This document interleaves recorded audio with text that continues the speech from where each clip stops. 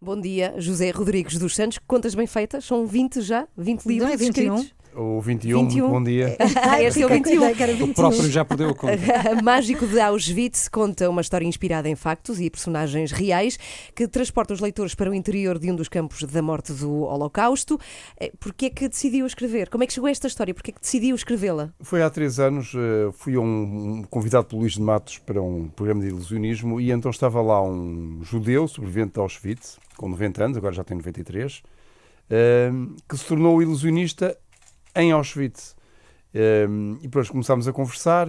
Eu achei que havia ali uma história interessante, não a história deste judeu, mas a história do homem que lhe ensinou a fazer magia em Auschwitz, que foi um mágico chamado Herbert Levine.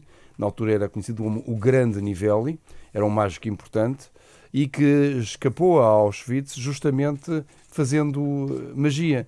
Pronto, achei que era uma história interessante e foi assim que nasceu a ideia. Bom, se há algum truque que possa realmente ser utilizado num sítio apropriado em Auschwitz, certamente, para tentar escapar àquilo que foi um dos mais terríveis campos nazis. O seu livro é uma vez mais assente em factos históricos. Imagino que seja um trabalho de investigação que demora a fazer. Como é que faz esta pesquisa? Faz sozinho? Tem uma equipa que faz isso?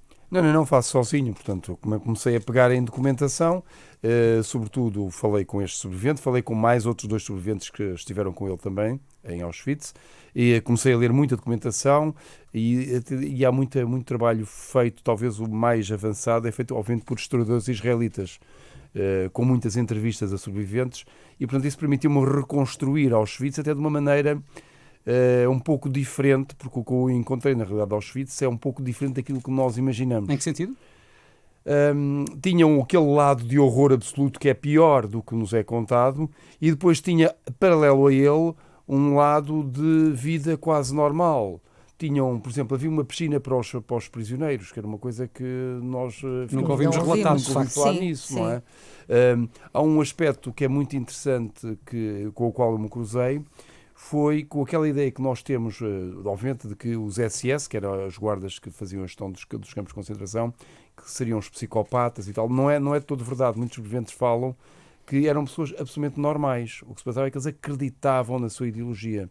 E, portanto, tudo isso faz parte de algo que não me tinha sido contado. Por exemplo, há um caso, no caso destes 3 judeus que eu conheci, com quem falei, que me deram muitas informações, eles sobreviveram porque houve uma revolta dos guardas SS que não queriam que os matassem.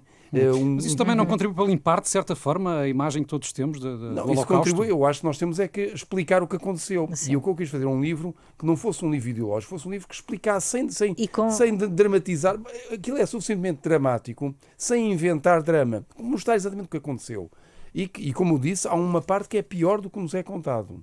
E normalmente até não nos é contado, penso eu, porque é de tal modo horrível que eu, aliás, quando escrevi o livro pensei, mas ninguém vai querer ler este livro se eu for contar isto aqui. Mas fazia parte do meu trabalho enquanto romancista de o fazer. E por outro lado tem aquele lado de normalização, de quase de vida rotineira, que é bastante surpreendente. Uhum. Sim, já vi que essa pesquisa trouxe informação nova. É o 21º livro que escreve, não é? Como dizíamos há pouco, há cerca de 18 anos. Como é que consegue manter este ritmo?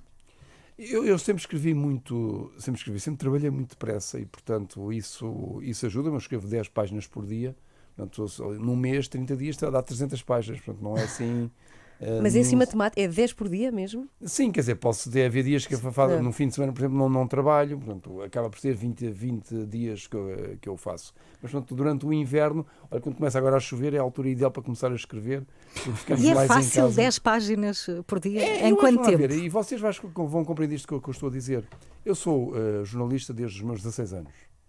E, portanto, escrever, para mim, um jornalista escreve páginas e páginas por dia. Portanto, para escrever, para mim, é uma coisa tão natural como respirar. Embora seja um tipo de escrita diferente, ou não? A escrita é diferente, mas é escrita. Eu tenho muita dificuldade em compreender escritores, mas acredito que eles que falam a verdade, quando dizem escrever é doloroso e tal.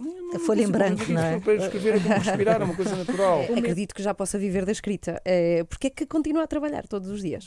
Porque para mim, eu gosto muito de trabalhar e, portanto, os budistas têm uma frase muito interessante, dizem que... Veja lá que é uma rádio católica, hein? Sim, mas como sabe, existem muitos brincar pontos em consigo. comum entre o budismo e o cristianismo. Sim. Os budistas têm uma frase muito interessante que é possível passar uma vida inteira sem trabalhar. Basta fazermos aquilo que gostamos.